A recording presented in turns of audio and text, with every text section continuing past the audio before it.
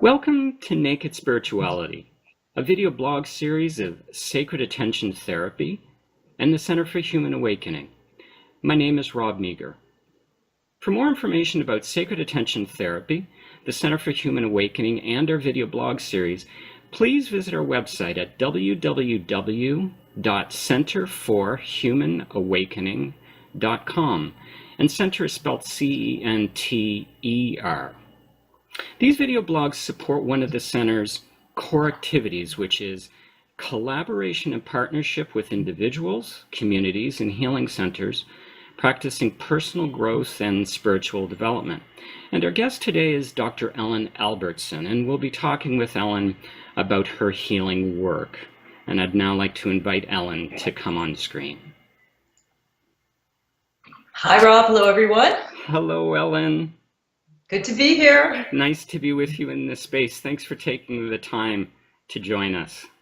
Well, thank you, and thank you for inviting me and the wonderful work you're doing. I've looked at your website and looked around a little bit, and you're doing really fascinating work, and I love the title of your show, Naked Spirituality. It says a lot.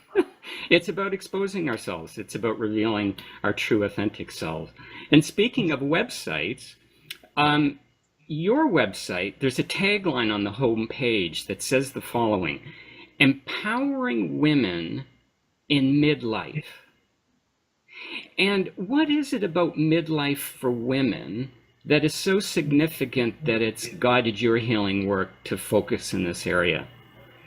That's a great question. Well, there are a number of things. Well, first of all, I think that women at midlife, and I broaden my perspective of midlife because I've worked with even people in their teens and their 30s. I usually think we think about midlife as kind of maybe 40 to sort of 55, but it's sort of this transitional space that the women I work with are in, and sort of that specific period of like 40 to kind of 60 is a time where there are a lot of inner and outer changes. So, our bodies are changing. Obviously, we're going from that place of having kids and families to our bodies sort of shifting out of that, and our family life is shifting out of that. So a lot of the people I work with are looking at empty nest. They're also looking at aging parents.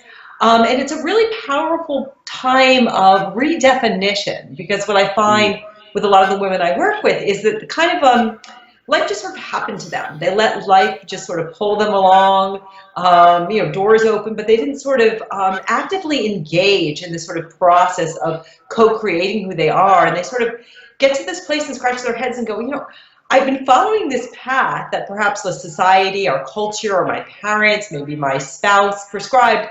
And they kind of wake up and go, but I'm not really very happy or fulfilled or content in this place. So it's kind of this inner sense of almost like a chick in their shell going, I need more space. I need to grow. Something needs to, happen to me. So there's this inner desire to connect with spirit, to connect with themselves and the world in a larger way, as well as real physiological changes and changes that are happening to them in the life cycle. So it's a really powerful time. It's a time that, we don't glorify, we think about menopause and the change, and we don't go like, wow, this is this great opportunity where I can let go of some of these labels or ways I need to be that society's told me, and kind of figure out, like, how do I just be myself and figure out who I am at the deepest level. So it's a really fun group of women to work with. I really enjoy it. And I trust and assume they enjoy working with you as well. They do. We have a lot of fun. I have incredible women, a lot of spiritual people. I have ministers, I have funeral directors, I have a rabbi, so I have all these spiritual people, which I feel so blessed and, just profoundly grateful that the universe is sending me these people. It's not like I'm actually quite looking, but I'm getting a lot of spiritually oriented people who also need spiritual support to do the work that they're doing. Yeah. In the teachings of the center, this time or age range that you spoke of also has quite a bit of significance from a spiritual point of view as well. You've talked about the influence of working with women at this stage in their life, just for sakes of opening it up to others that may be watching. Do you also work with men?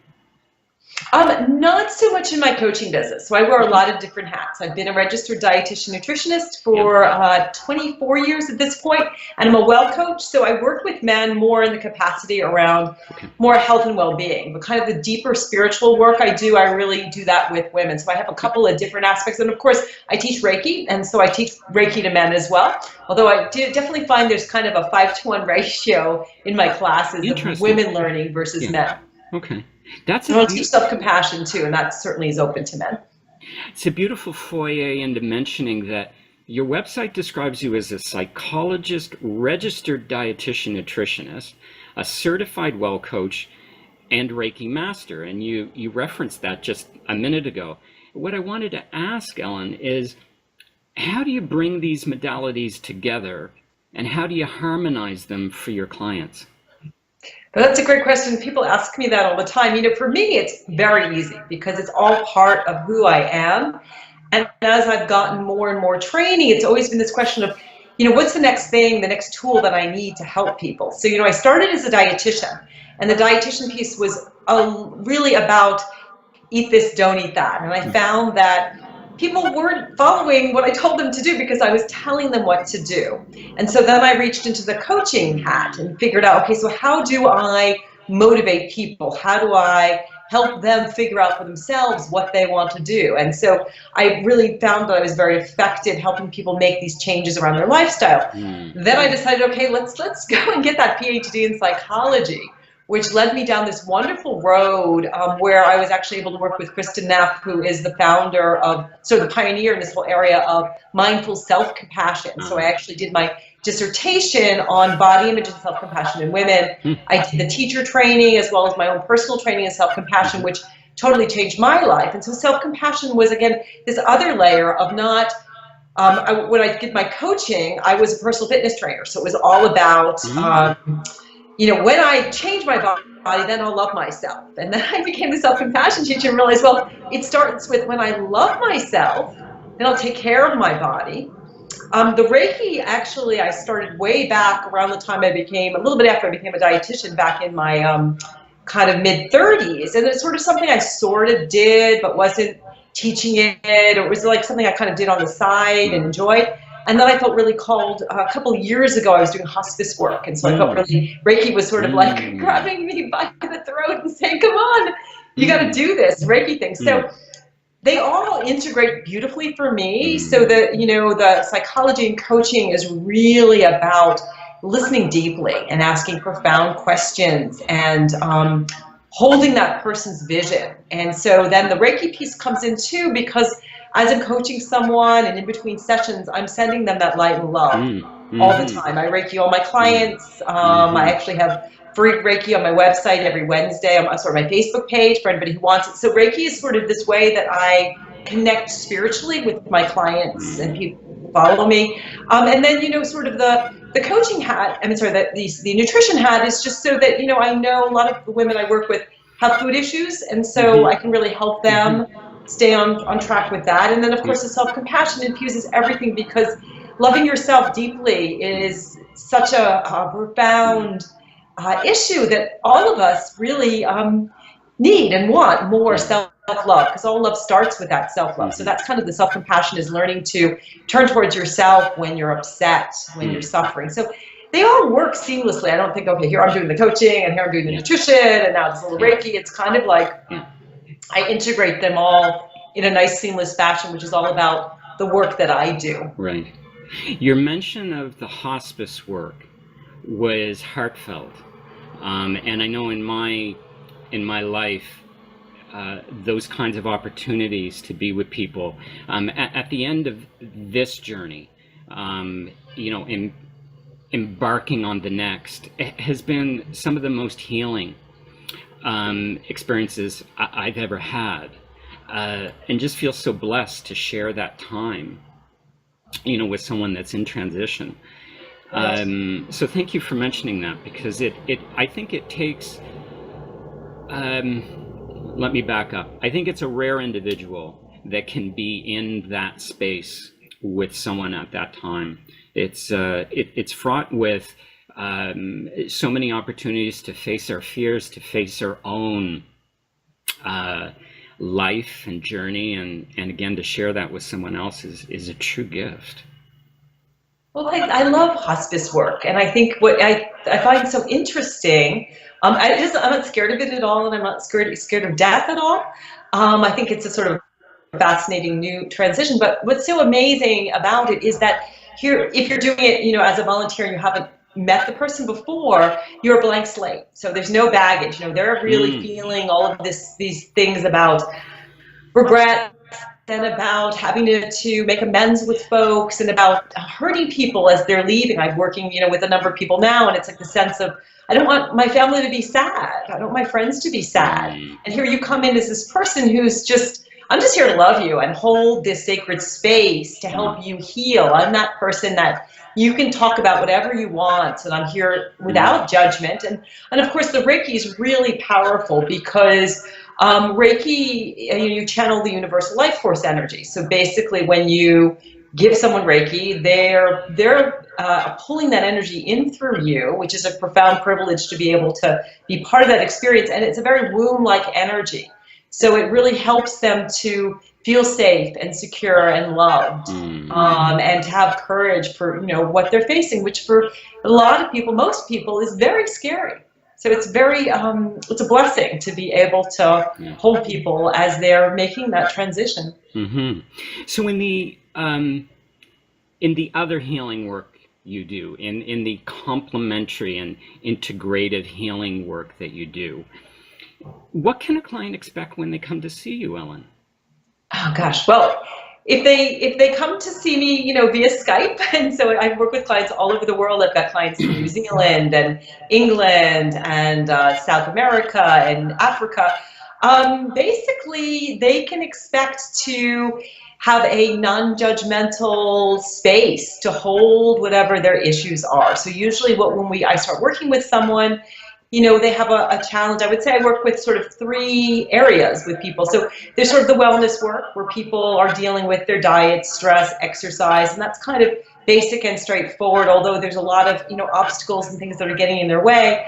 I work with a lot of women who are just feeling like, I'm just not happy. I think it's interesting when I ask people, like, would you rather lose 10 pounds, be 10% happier, or have your IQ be 10 points higher? Everyone's like happy. Everybody wants to be happy. And so my coaching work so much is about, how do we raise our level of well-being? How do we, go from surviving to thriving? So I work with a lot of women figuring out, what's truly makes my heart sing? Who am I? What are my core values? So you can expect to delve deeply, but to be in a really safe, confidential space. And then a lot of the women I'm working with, want to start a new career or want to start a new relationship. They want to create something new in their life. So I work with a lot of entrepreneurs. So what people can expect is a really compassionate, good listener, a healer, someone who also wears a lot of hats, who can, also do the research. So so I think one of my, my gifts is to really see the wonderfulness in other people. I can really help them to feel and embrace that themselves. A lot of the women I work with, they're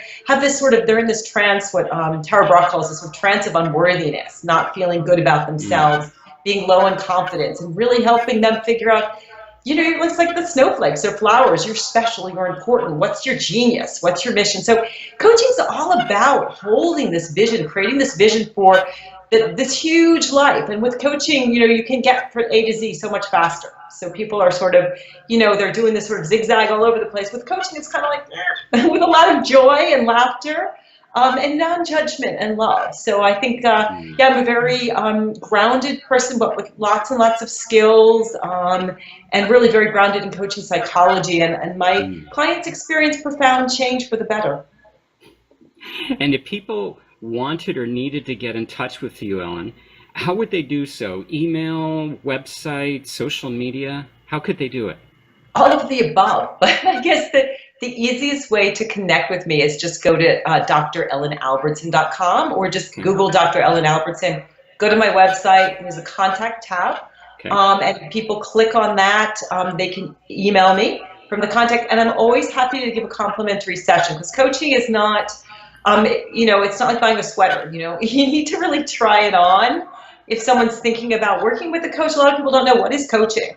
So I'm always, and it's a real coaching session. So I really invite people to connect with me, to have a coaching session, to explore how I might be able to help them. And whatever, I work very holistically, body, mind, heart, and spirit. So, if you're dealing with body issues like weight loss or stress reduction or sleep, I can deal with that. With mind, so if you want more positive thinking, you're wanting to use things like law of attraction, we can work with that. Emotions, I'm all about that. That's a self-compassion piece of learning how to embrace all your emotions, the negative ones and the positive ones, because the negative ones are important too. And then, of course, spirit. So understanding, who am I as a spirit having a human experience? What are your core values? What is going to create meaning and texture in your life? So I work on all of those various levels. And of course, everything's infused with Reiki. So I'm always sending people Reiki and working with them on that healing energetic level as well. Wonderful. Well, we'll make sure the website address is scrolling in the credits at the end so that people know where to go to find you. I want to thank you, Ellen, so much for being with us, and thank you for being there for the people who come to work with you. My pleasure, Robert. Thank you for the incredible work you're doing. Okay. Bye-bye. Bye.